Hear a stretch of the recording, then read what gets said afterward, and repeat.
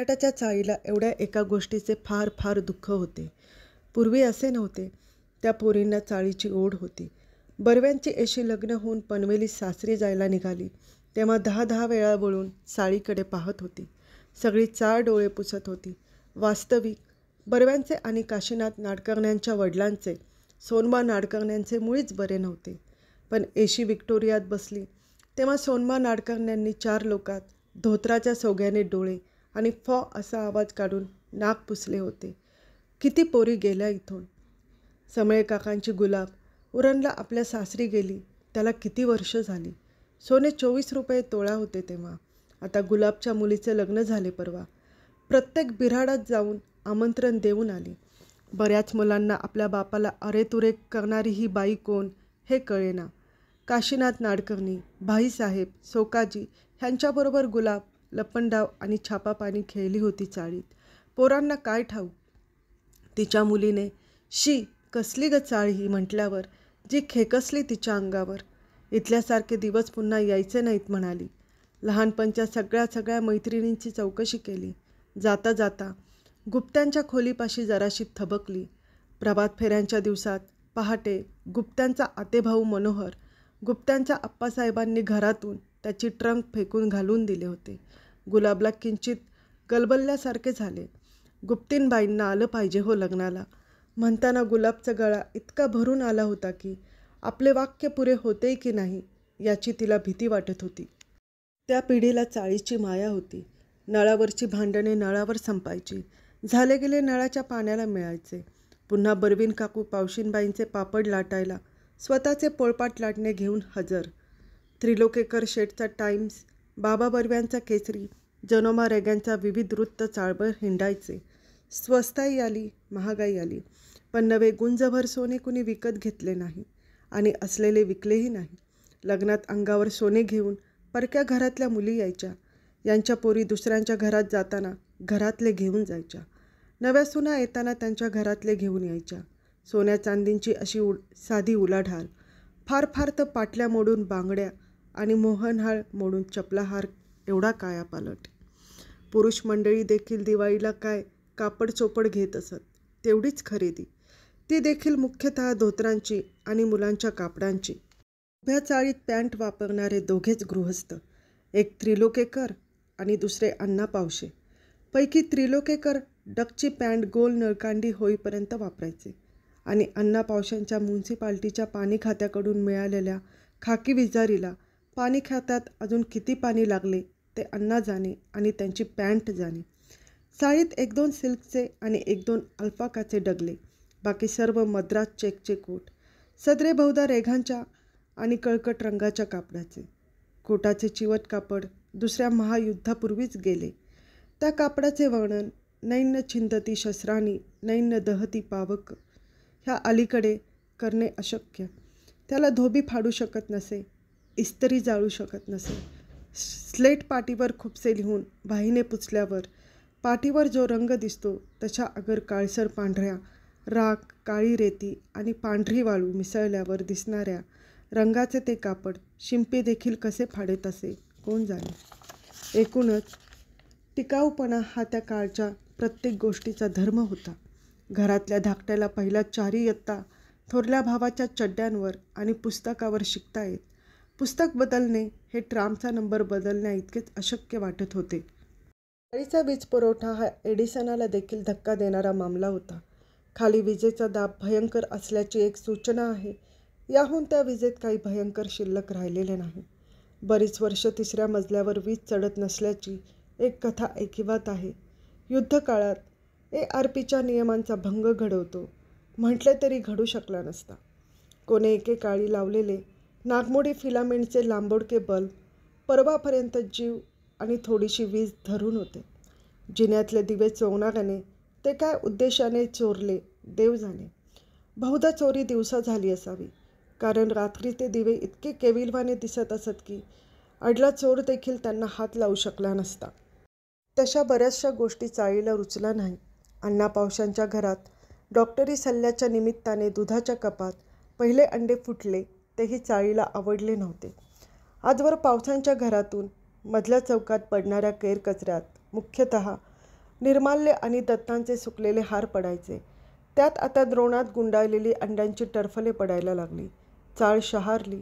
चाळीला घाणीचे वावडे नव्हते, पण कुठल्या खोल्यांतून कुठली घाण पडावी यासंबंधी तिची काही निश्चित मते होती. ह्या मतांबद्दल दिवसेंदिवस बेपर्वाई वाढत होती आणि चाळ खचत होती.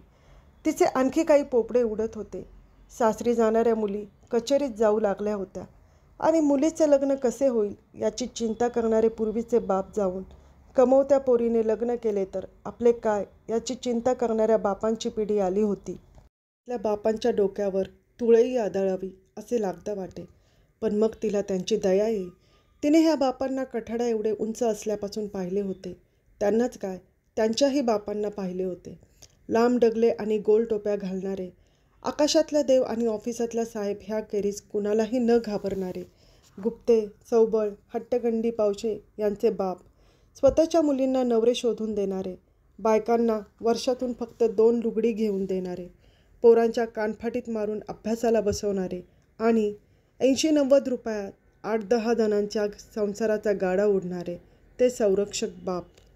पाय जिन्यावर वाजले की पोरांची डोकी पुस्तकात जात, बायकांचे पाय स्वयंपाकघराकडे वळत. त्यांच्या साहेबांचे रविवार देखील त्यांच्याशिवाय चालत नसे. 10-10 वर्षात एकही कॅज्युअल लीव ते घेत नसत. दूधवाला भैया आणि रामागडी यांना ते न भीता ठणकावू शकत असत.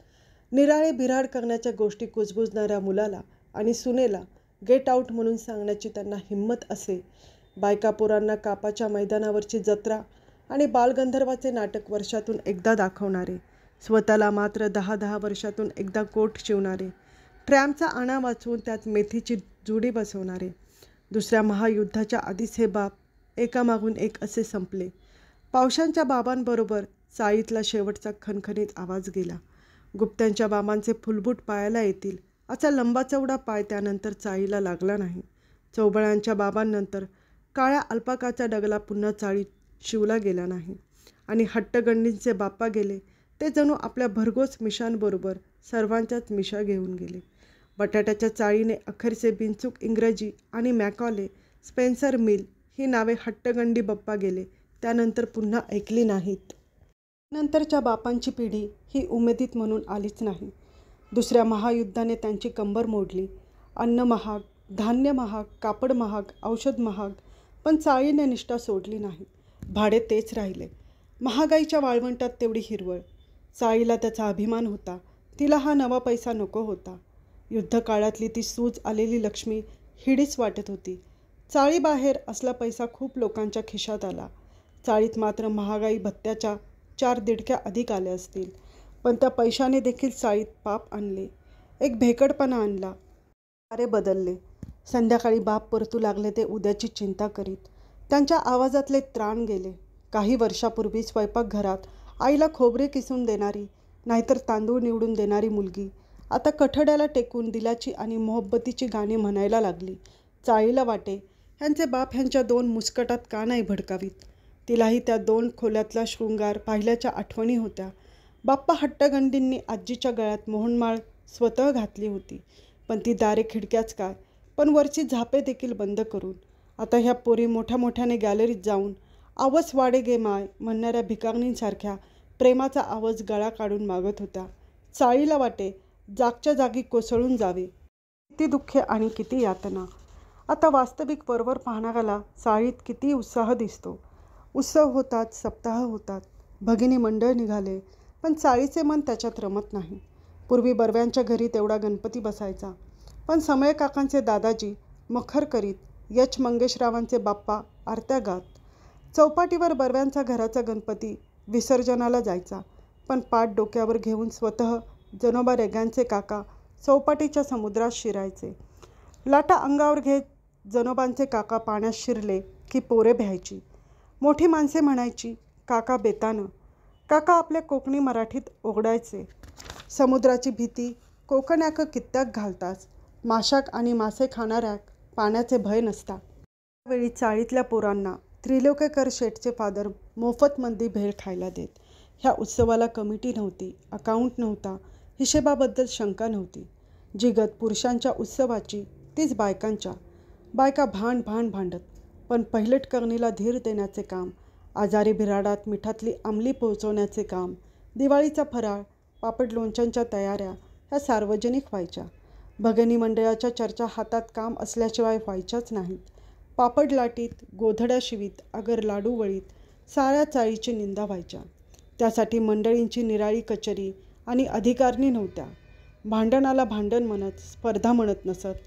मुलांच्या मुंजी, मुलींच्या मंगळागौरी, बारशी, हळदी कुंकवे असा वर्षभर याना त्या बिऱ्हाडात सांस्कृतिक कार्यक्रम असायचा. त्याखेरीज हट्टगंडींच्या घरी उत्सव, नाडकर्ण्यांच्या घरची साटंबुवांची पुण्यतिथी, बर्व्यांच्या घरची गीता जयंती आणि त्रिलोकेकर शेठच्या घरचे नवरात्र. बाबलीबाई नवरत्न म्हणतात आणि ही चुकी कुणीही दुरुस्त केली नाही. नागूतात्या आढ्यांच्या वडिलांच्या वेळची गुरुपौर्णिमा हे साऱ्या चाळीचेच उत्सव होते. समय काकांच्या घरात सगळ्यांच्या घरच्या सजावटीचा मक्ता होता. मखरे, माळा, तोरणे, कागदी फुले स्वतःच्या खर्चाने ते करत. हौसेला घटनेच्या नियमात बांधले नंतरच्या पिढीने. आणि मग निवडणुका आल्या, भांडणे आली, चाळीतला ओलावा ओसरला, फक्त ओल राहिली. अजून धागे तुटले नाहीत. अजूनही चाळीत लग्नमुंज झाली तर माणसे अंग मोडून राबतात. कार्य घरचे आहे म्हणतात. कुठेतरी एकाच नळाच्या पाण्यातून प्रेम आले, ते टिकले आहे. साऱ्यांच्या भांड्यांना रामागड्यांनी एका रस्त्यावरची माती फासली आहे. त्या मातीची ओढ जरा जरा शिल्लक आहे. पण ती किती टिकणार आहे ही चाळीला चिंता आहे. पायातच कुठेतरी हादरा बसला आहे. आपण खचतो अशी भीती आहे. आद्य मालक काही धुळानामा बटाट्यांनी चाळ बांधली तेव्हा 4 माणसांचा संसार इथे सुखाचा व्हावा अशी इच्छा भाड्याच्या पैशाखाली दडलेली होती. समोरच्या चाळी आपोआप पडल्या, काही पाडल्या. तसाच प्रसंग एक दिवस आपल्यावर आहे अशी चाळीत भीती आहे. पण या भीतीने ती खरी हादरली नाही. तिला भीती आहे ती आपल्या मागून जी वास्तू उभा राहील त्यात माणसे दार बंद करून राहणाऱ्या समोरच्या ब्लॉकमधल्या माणसांसारखी राहतील. ही प्रत्येकाला कदाचित अधिक स्वातंत्र्य असेल, पण ते 3 खोल्यात अगदी स्वतंत्र वॉश बेसिन आणि संडास बाथरूम असणाऱ्या ब्लॉकमध्ये दिवसभर दारे बंद करून राहण्याचे स्वातंत्र्य तिला भेडसावते. कारण चाळीची दारे आणि ब्लॉकची दारे ह्यातला मुख्य फरक तिला ठाऊक आहे. बिऱ्हाड परगावी गेल्याशिवाय चाळीतल्या खोल्यांची दारे बंद झाली नाहीत. ब्लॉकची दारे सदैव बंद असतात. दारे सताड उघडी. त्या दारांना दाराशी आलेल्या माणसांवर अविश्वास दाखवणारी बारीक भोके असतात. इथे आतल्या माणसांच्या पानात काय पडले आहे ते गॅलरीतून जाणाऱ्या येणाऱ्याला दिसते. अण्णा पावशांनी घेतलेला कडीचा भुरका गॅलरीपर्यंत ऐकू येतो. तिथे टेबलावर जेवतील, पण दारे बंद करून चोरून जेवतील. चाळीला दुःख आहे ते या चोरट्या जीवनाचे. पण आता इलाज नाही. चाळ कोलमडत आली आहे. शेवटला घाव कोण घालणार याची ती वाट पाहत आहे. तिला चिंता आहे ती एकच, हा घाव घालणारा. तिने ज्यांचा आजवर भार वाहिला त्या माणसांच्या पटवंड्यांना सिमेंट कॉन्क्रीटच्या प्रचंड कपाटाच्या खणात बंद करून ठेवणार आहे. त्या कपाटात त्रिलोकेकर शेठ येता काय बेजिक खेळायला. जनोबा आज काय पापलेट बिपलेट गावलो की नाही चांगलो. शांताबाई यमीबरोबर वाटीभर डाळीचं पीठ द्या पाठवून. कुशाभाऊ रजा झाली का सँक्शन. असे मोकळे आवाज ऐकू येणार नाहीत. पहिलटकर्णीच्या पाठीवरून हात फिरवून ना जातीची ना पातीची अशा शेजारची म्हातारी अगं 22 बाळंतपणे झाली माझी असा धीर देणार नाही. सासरी निघालेल्या चाळीतल्या पोरींकडे पाहून आनंदाने रडणाऱ्या डोळ्यांची संख्या मर्यादित होईल. मॅट्रिकला निघालेला गंपू साऱ्या वडीलधाऱ्या मंडळीच्या पाया पडला होता. नव्या ब्लॉकातला अभिजित किंवा अमिताभ कदाचित रॉक रॉक रॉक म्हणत एक्झाम द्यायला जातील. आणि चाळीला वाटते जमिनी सपाट झालेला आपला देह 3 मजल्यांनी उठून वर येईल आणि म्हणेल, अरे नाही रे, माझ्या पोटात ह्यापेक्षा खूप खूप माया होती. धन्यवाद.